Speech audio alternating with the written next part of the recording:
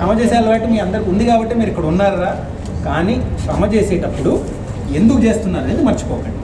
ఈ సమాజానికి ఇది చేస్తానని రోజు రోజు మనసును గుర్తుపెట్టుకోండి. ఇప్పుడు నువ్వు పరిగెత్తేటప్పుడు కింద పడితే ఏం చేయాలి? అలా చేసిన వాడికి ఇంకేమన్నా ఆపగలగదా? నేను ఎనీవన్ స్టాప్ యూ చెప్పండి. చుట్టూరు కొన్ని మంది వచ్చి నువ్వు అమ్మాయి నీతో అవ్వదు, నువ్వు సేఫ్ ఉద్యోగం తీసుకో, నువ్వు ఇక్కడ బ్యాంక్ ఉద్యోగం రాయి, నువ్వు ఇక్కడ చిన్న ఉద్యోగం తీసుకో, కిరాణా గుడ్డు పెట్టుకో, పెళ్లి చేసుకో, నీకు పెద్ద పదవులు ఎందుకు, నీతో ఎలా అవుతుంది, సిటీ వాళ్ళకే ఆ ఉద్యోగాలు, ఇంగ్లీష్ మాట్లాడడం రాదు నీకు, ఇవన్నీ మాట్లాడే వాళ్ళకి మనం ఏం చెప్తాం? నీ జీవితం నువ్వు చూసుకోరా, నా జీవితం నేను చూసుకుంటామని చెప్తా కదా. చేస్తారు కదా. వెనక పడతారా ఎవరన్నా? పాటిస్తారా?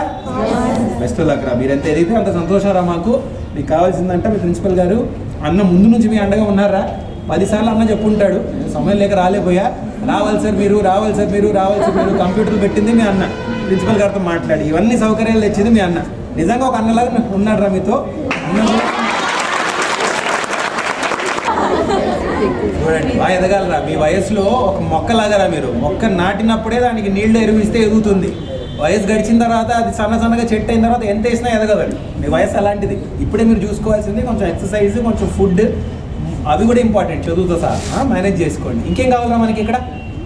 Any other requirement? అంత బాగానే ఉందారా? ఇప్పుడు చెప్పకపోయినా మీ ప్రిన్సిపల్ గారు చెప్పండి, మళ్ళీ చూసి అందించాల్సిందిగా అందిస్తాం. ఓకే? మీరు మాకు ఇచ్చే మాట ఏంటి? అద్భుతంగా చదువుతారు, చిన్న ఆలోచన వద్దు, చిన్న ఆశలు వద్దు, అన్నిటికన్నా పెద్ద పోస్ట్, అన్నిటికన్నా పెద్ద ఉద్యోగం ఏం చేయగలరు, అదే మీ టార్గెట్. అదే మీ టార్గెట్. సరేనా? అందిన తర్వాత ఒక మాట ఇస్తున్నారు, వచ్చి ఒక 10 మందిని ఆదుకొని వెళ్తారని మాట ఇచ్చారు. గుర్తుపెట్టుకుంటారు కదరా? బెస్ట్ లక్ అందరికీ. సంతోషం. మళ్ళీ ఒకసారి కలుగుతాం. సరేనా?